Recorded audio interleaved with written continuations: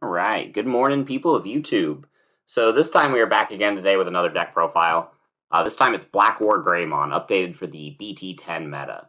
So this deck is highly versatile, very flexible in its choices when it comes to actually going about building the deck. So I'm going to give you a bunch of other options as well, and kind of go over different avenues that you can take when building this deck to kind of spice it up for your own personal playstyle. But if you guys like this kind of content, make sure you guys like and subscribe. And without further ado, here are the Digitamas. So I got 4 copies of the plus 1000 Gaiomon from BT9, and then 1 copy of the Draw Gaiomon from BT5.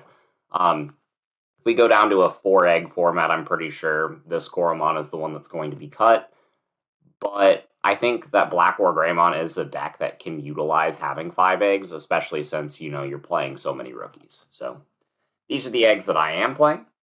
Going on to the level 3s, this didn't change from BT9. I got 4 copies of Agumon X Antibody, 4 copies of the promo plus 2000 Agumon, 4 copies of the BT5 Searcher Agumon, and then 2 copies of the BT8 Agumon, that's a black Digimon.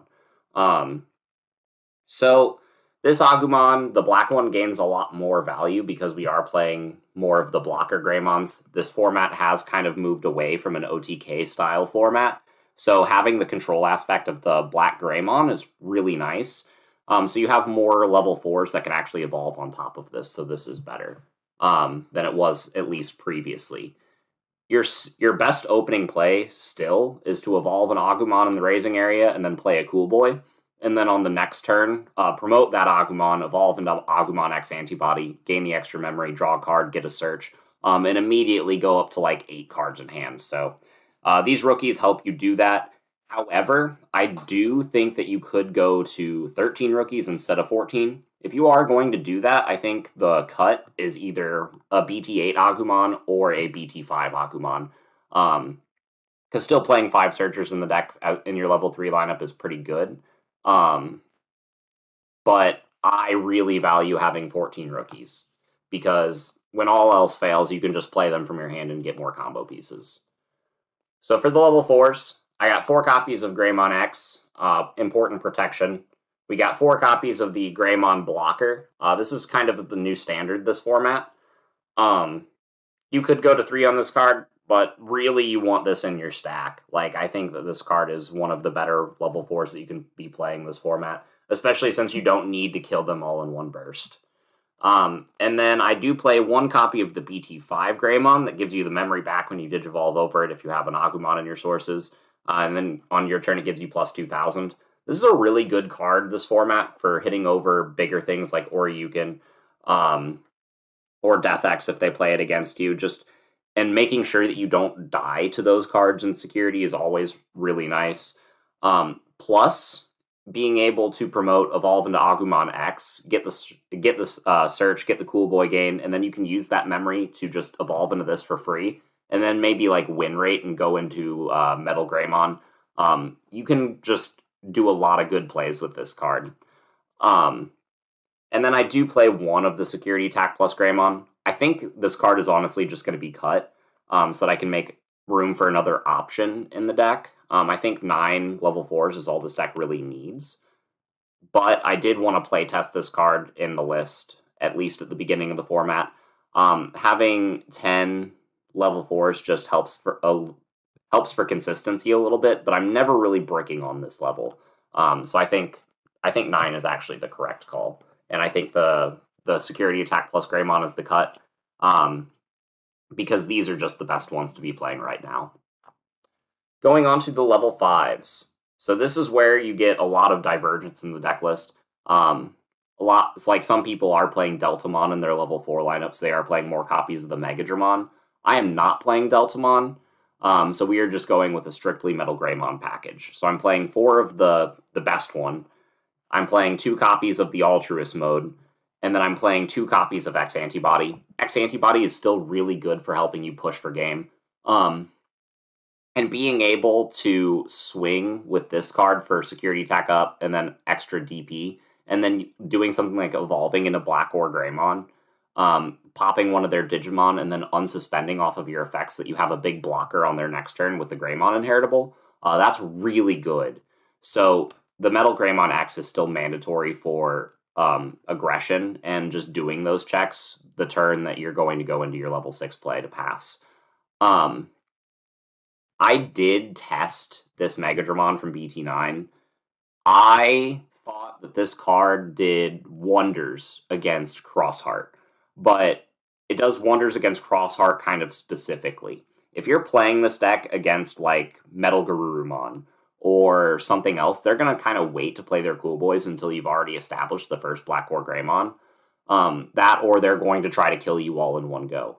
And against, like, Metal Garuru and Xross Heart, this is a pretty good card for just popping the Cool Boys, popping their 3-cost tamers.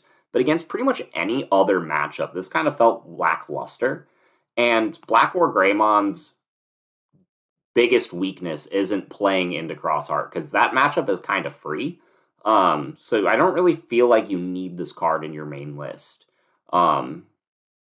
It doesn't really do anything, like I said, against the other matchups, and those are kind of what you're worried about. So I think the just standard Metal Greymon package provides the most versatility.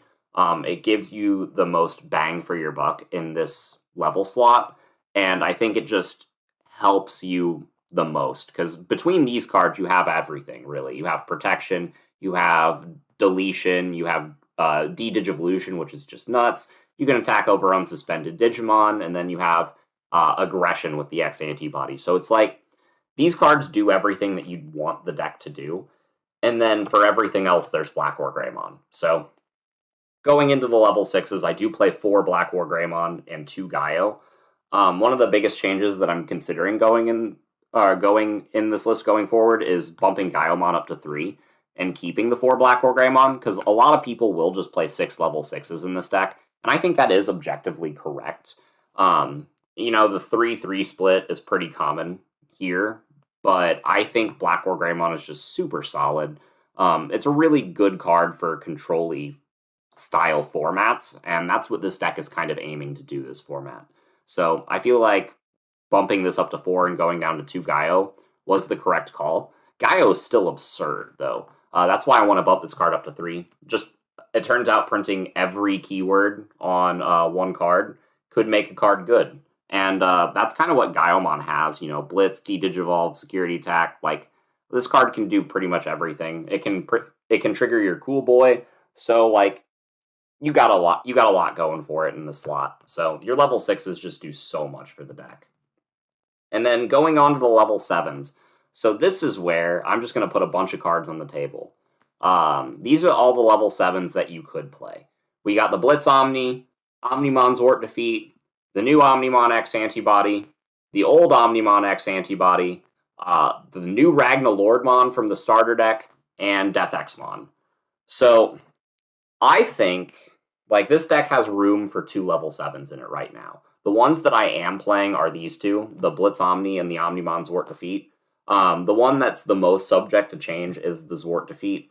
This card is in here mostly for extra tamer removal, and if you put this and you get it to stick with the Greymon source or the Greymon X Antibody source under it, and you have a bunch of levels, then you can kind of pick and choose when your opponent can deal with this card, so that way you're getting the most optimization for your on-deletion effect, which is really cool. It's just a good card. It comes out of security, which makes the security of this deck a little bit more threatening. And it helps into some of the best decks of the format. But I feel like Death X kind of does the same thing in this slot. So, except Death X doesn't come out of security, but this card does control more of your bad matchups. So I feel like Death X could be this slot. Same with Omnimon X Antibody. It kind of controls some of your bad matchups. The old one, being able to attack and delete anything. And then on your opponent's turn, just being able to negate attacks by trashing your sources is really cool. This deck can lose sometimes to decks that are faster than it. So having the X Antibody that you can just kind of sit on and force your opponent to not be able to touch you is really great sometimes. And then we have these two new tools, the new Omnimon X Antibody and the new Ragnalordmon. These cards are both really great for dealing with security control, Mastamon, any deck that is going to play the slow game against you. Because you can kind of just go into one of your, or the first level 6 that you have, and then if you're playing the Ragnalord, you can go into the second one pretty safely most of the time, since you're going to have the Greymon X antibody source, and then just kind of joggress into Ragna, trash most of their security, and then blitz for game. And that's really easy to do against security control. I feel like this is probably one of the best techs that you can add into this deck if you're worried about that matchup specifically. And then the new Omnimon X antibody is just kind of a catch-all for any slower matchups. This card is really, really cool, again, against security control, because you can kind of pick and choose the most threatening security in their stack and just get rid of it. And this card is just really great for dealing with, this card is kind of good at dealing with your bad matchups, the same way the old X antibody is, just because it can just pick off a multitude of Digimon whenever you go into it and then just trash the security. So I do think all of these are viable choices, and I expect my level 7 lineup to change as I progress into the format. But I wanted to show you all of these because I think all of these are objectively correct. It's just right now, these ones are the two that I am choosing to include in this list, the Omnimon and the Zwart Defeat. So we will go on into the rest of the cards. We got our options. I got 3 copies of Red Memory Boost. I don't want to play 4 of this card right now because I do play the Greymon from BT8 and the Agumon from BT8, and this card can bottom deck both of those.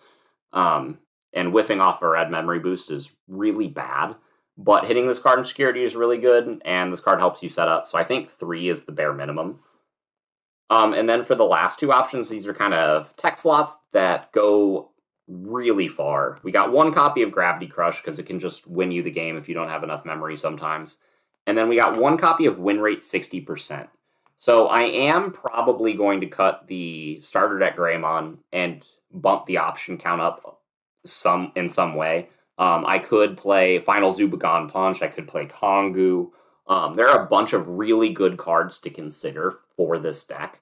But one that I did want to bring to your attention is the win rate 60%, because I wasn't playing this earlier, but I saw Joshua's Boosters, the guy from that channel. He topped a regional, and he was playing 2 copies of this, and I wanted to test it out, and it works so well.